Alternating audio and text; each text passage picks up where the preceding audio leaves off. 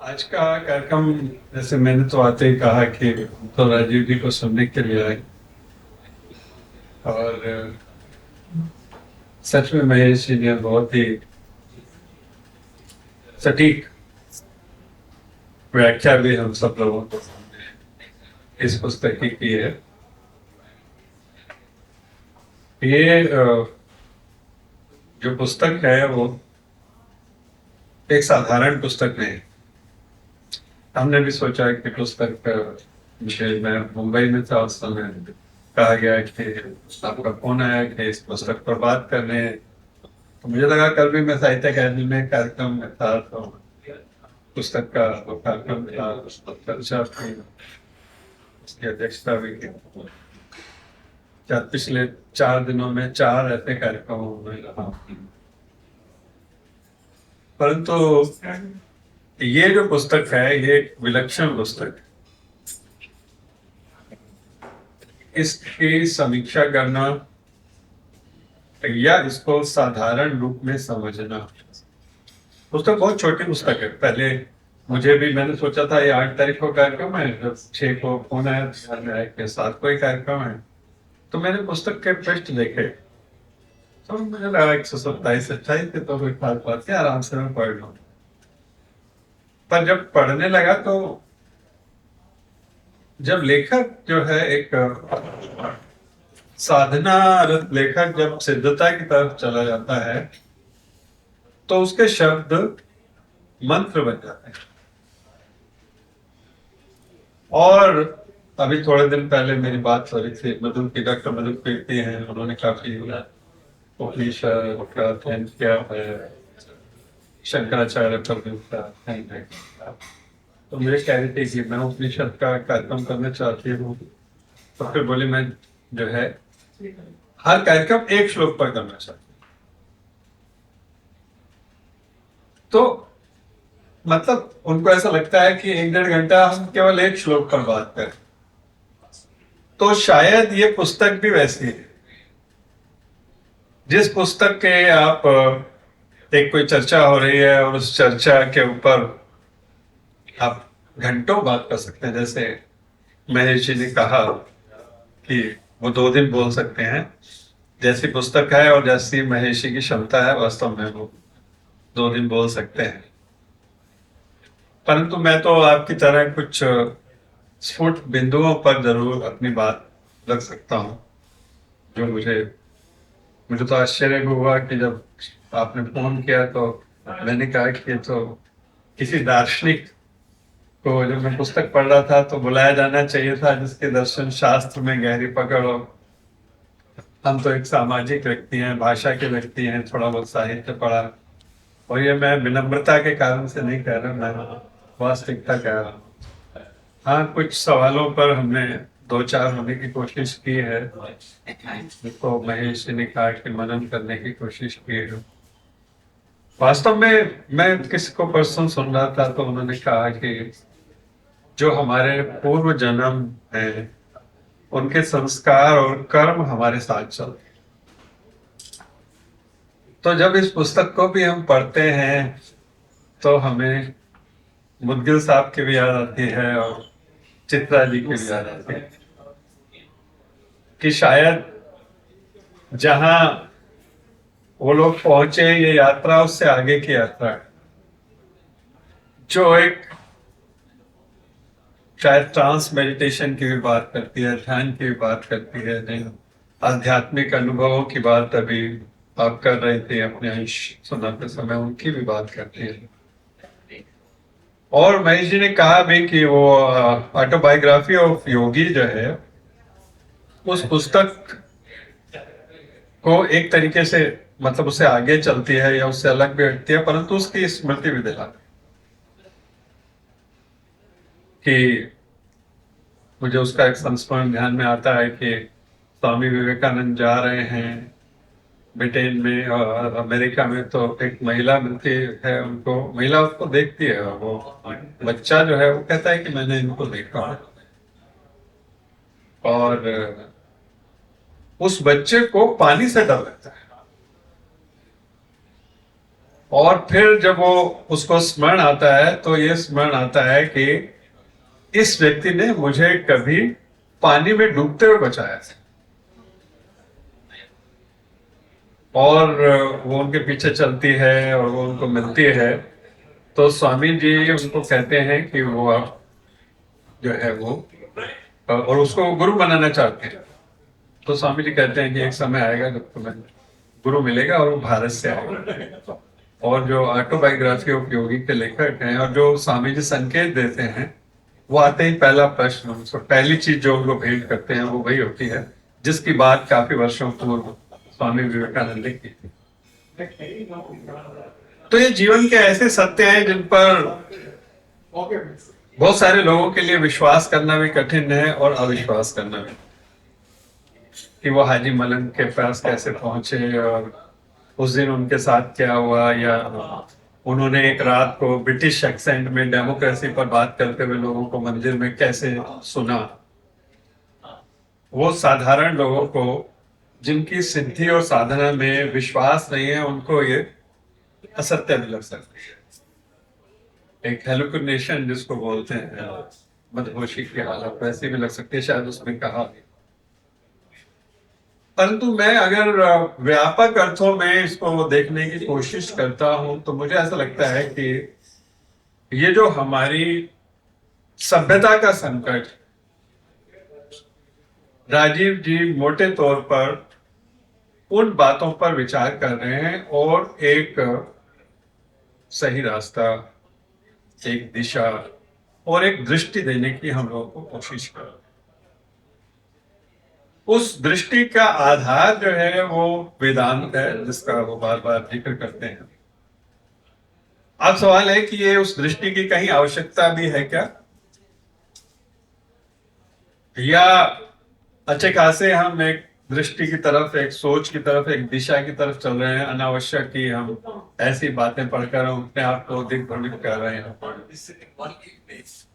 जो हमारा समाज है, जो विज्ञान है, जो दर्शन है, वो जो हमें दिशा दे रहा है और जिस दिशा की तरफ हम पिछले 500-600 सालों की तरफ विशेष रूप से चल रहे हैं, जिसको औद्योगिकरण का युग भी कहा गया है, और जिसको एक बड़ा अच्छा शब्द इस्तेमाल किया, एनलाइटनमेंट, कि हम प्रकाशित हो गए। अब ये जो हम प्रकाशित हो गए, इसको सारी दुनिया प्रकाशित है, एनलाइटमेंट आ गया है और हम पश्चिम के पीछे चल रहे हैं। एनलाइटमेंट यहां पर आई है, तो क्या वो सच्चाई है? हमारे बहुत सारे विचारकों ने इस प्रश्न पर विचार किया। मुझे जो सबसे ज्यादा ध्यान में आते हैं वो निर्मल वर्मा ध्यान में आते हैं, और वो विचार के रूप में कहते हैं कि देखिए, जो पश्चिम ने व्यक्तिवाद दिया, पश्चिम ने जो सोच दी, अगर वो सोच ही ठीक थी तो हमने अपने ज्ञात इतिहास के 2 वर्ल्ड वॉर एक ही सेंचुरी में क्यों देखे, जिसमें लाखों करोड़ों लोगों की मृत्यु हो? और किन लोगों के बीच में वो वर्ल्ड वॉर हुए? उनके आपसी संबंध थे। जर्मन के राजा का ब्रिटेन की रानी से विवाह हो रहा है, फ्रांस के जो है ब्रिटेन से और जर्मन से संबंध है। वो सब लोग जिनके वैवाहिक संबंध थे, जिनके पारिवारिक संबंध थे, वो कैसे उपनिवेशवाद को लेकर एक दूसरे के ऐसे दुश्मन बने कि सारी दुनिया को, जिसको वर्ल्ड वॉर कहा गया, मेरा शब्द नहीं है वर्ल्ड वॉर, ये निर्मल वर्मा का शब्द है। अगर दुनिया में ऐसा कुछ हुआ तो फिर ये उस प्रकाश के ऊपर प्रश्न तो बहुत बड़ा खड़ा होता है।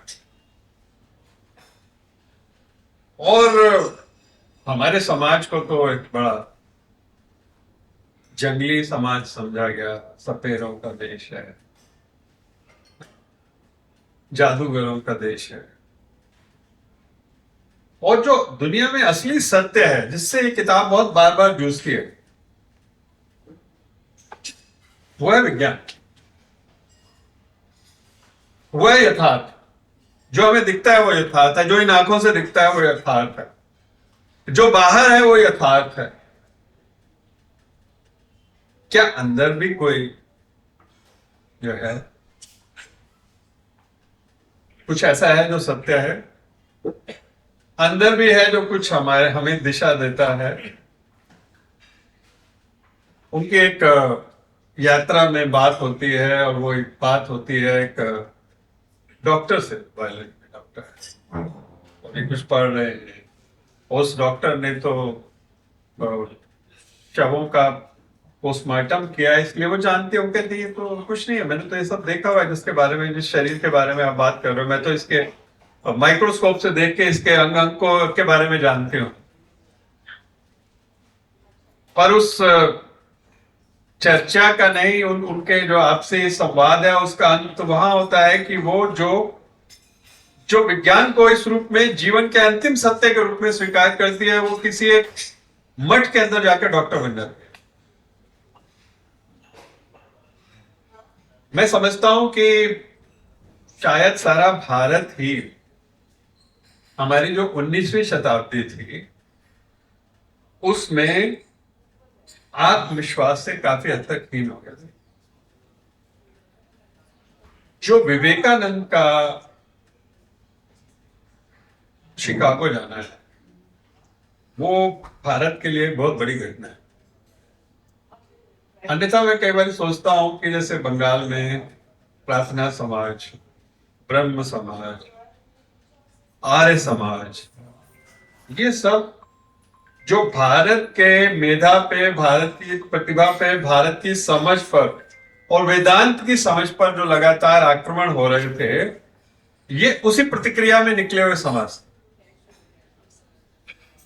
जिसमें निर्गुण और निराकार की बात है, और जो काफी हद तक जो क्रिश्चियन सिविलाइजेशन है उसकी कॉपी भी करते थे। पहली बार जो है इतने मार्के के साथ जो है वेदांत की बात स्वामी विवेकानंद ने जाकर शिकागो में की। अब जो है एक जो ये बात है कि भारत के बारे में, जिसको मैंने कहा कि वो जादूगरों का देश है या सपेरों का देश है, उसमें एक बात तो और भी ध्यान में आती है, जैसे चर्चिल को भारत से बहुत नफरत थी समय पर, और उसका बहुत बड़ा कारण, मैं कोई संस्मरण पढ़ रहा था जिसमें यह था कि चर्चिल जो है वो काली मंदिर बंगाल में गए थे देखने के लिए, और उन्होंने जब वहां पर रक्त बहता हुआ देखा और जिस तरह से उनको ऐसा लगा कि एक मेस जैसा है, क्या मतलब कबीलाई संस्कृति है, वो उनके दिमाग में घुस गई। और भारत की आजादी तक भी he used to hate India, he used to hate Gandhi. बल्कि एक यूट्यूब पर एक वो मिलेगा आपको जिसमें है कि चर्चिल गांधी से इतने नफरत क्यों करते? He refused to meet Gandhi. He refused to meet Gandhi. तो ये कोई ऐसा नहीं है कि मतलब जिसमें तथ्य ना हो। ये भारत के बारे में या भारत के बारे में जो पश्चिम की समझ थी, वो जो बनी थी, वो ये समझ बनी थी। और उसका बहुत बड़ा कारण ये था कि जो चीजें जो हमारी एक दूसरे में गड्ढ हो जाती हैं, जो पिछले 800,000 सालों में लगातार हमारी संस्कृति में ऐसी चीजें जिसको हमने समझा, शायद ये धर्म है, जिसको हमने सत्य समझा, वो हमारी चीजों के अंदर बहुत घुल मिल गई। और एक शब्द बड़ा अच्छा इस्तेमाल किया राजीव जी ने, आध्यात्मिक कचरा। अब ये जो आध्यात्मिक कचरा है उसको भी समझने का एक प्रयास जो हमारे जीवन में जुड़ गया।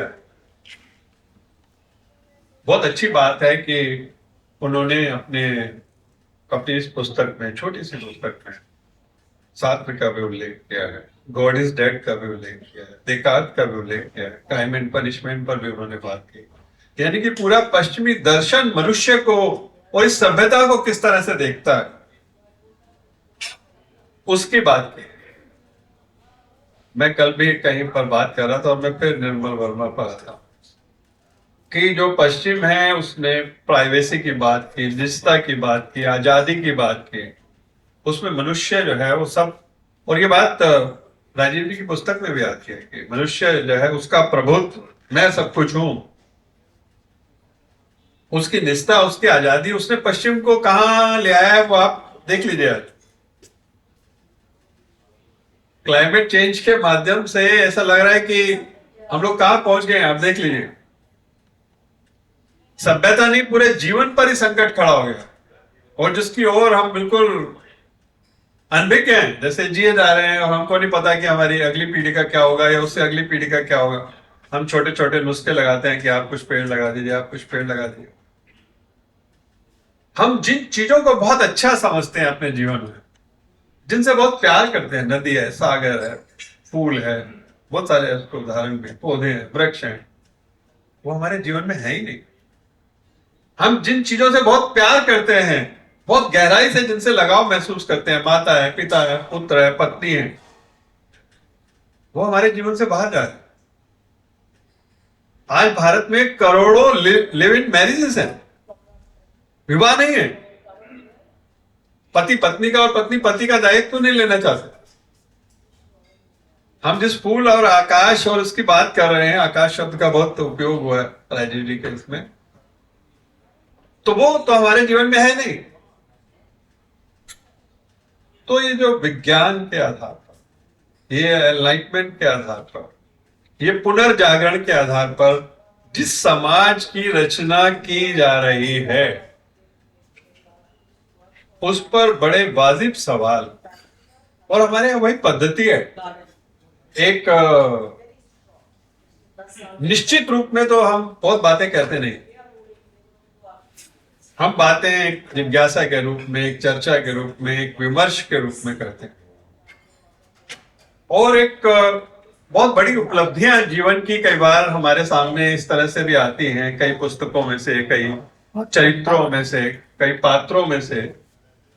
जैसे उदाहरण के लिए आज ये स्त्रियों की बैठक है चेतना मई की, तो जो उदाहरण दिया महेश जी ने कि लोक मुद्रा की जो अगस्त से चर्चा होती है, जो बाद में याज्ञवल्क्य की चर्चा होती है, जो ऋग्वेद में जो ऋषिकाएं हैं उनकी चर्चा करते हैं, तो हमारे समाज में एक बहुत बड़ा जो है एक स्त्री विमर्श, और स्त्री विमर्श के नाम से स्त्री और पुरुषों की प्रतिद्वंदता का एक जो नैरेटिव क्रिएट किया गया है, शायद उसके बारे में बहुत महत्वपूर्ण जानकारी, महत्वपूर्ण दिशा और दृष्टि आप हमको देते हैं। और जो जो मूल स्रोत है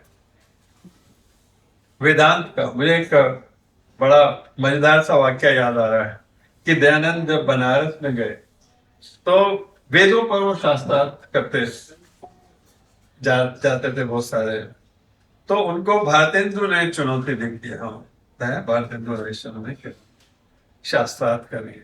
अब भारतेंदु साहित्यकार थे, बहुत ज्यादा कुछ वेदों का पढ़ा, तो कहते हैं कि वो कुछ वो पताका भी लगाते थे, अखंड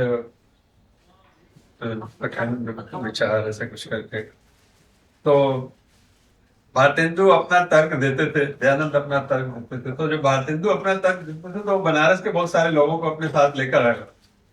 वो उसके तुरंत बाद भारतेंदु के बोलने के बाद नगाड़े बजाते थे, जिससे उसके बाद शोर में पता नहीं चलता था कि कौन जीता है कौन हारा। परंतु जो दयानंद है, उन्होंने अपनी दृष्टि से वेदों की एक व्याख्या पूरे भारत के सामने प्रस्तुत की और वेदों के महत्व को हमारे सामने प्रस्तुत किया। और शायद जो वेदांत में जो श्रेष्ठ है, जो शुभ है, जो लिया जाने वाला है, जिसको हमने बिल्कुल एक तरीके से ठोकर मार दी है, जिसको हमने गडरियों का इतिहास कहकर छोड़ दिया है, वो साइंस के बरक्स रखकर, पश्चिमी दर्शन के बरक्स रखकर, पश्चिमी दर्शन शास्त्रियों के बरक्स रखकर, वर्तमान ज्ञान के संदर्भ में प्रासंगिक बनाकर जो रखने की कोशिश है वो आसान नहीं है। उसके लिए दो चीजें चाहिए थी, भारतीय दृष्टि, भारतीय अध्यात्म का गहरा अध्ययन। जब हम भारतीय अध्यात्म के गहरे अध्ययन की बात कर रहे हैं तो एक और भी बात है महत्वपूर्ण, जो कि इनकी पुस्तक में ही बहुत ज्यादा आई है। वो है कि भारतीय दर्शन, भारतीय पुस्तकें, भारतीय ग्रंथ बहुत हद तक सांकेतिक, उनमें वो नहीं है जो कि वो है, जो दिखता है। और ये कहते भी हैं, इंद्र का अर्थ ये नहीं है। देवी को लेकर बहुत विशद व्याख्या इन्होंने दे रखी है, और जब देवी की वो व्याख्या जो इन्होंने दे रखी है, और जब वो संघर्ष होता है और वो काली किस कारण से उसको जीव निकालते हुए दिखाया किया है कि जिसमें वो रक्त को जमीन पर गिरने से पहले उसकी जीभ पर आ जाता है, अगर वो व्याख्या चर्चिल ने पढ़ी होती तो शायद चर्चिल भारत के प्रति ऐसा विद्वेष न रखते। तो ये जो संकेत है, उन संकेतों की कुछ व्याख्या स्वाभाविक रूप से स्थान की सीमा होती है, परंतु कुछ व्याख्या आपने करने की कोशिश की।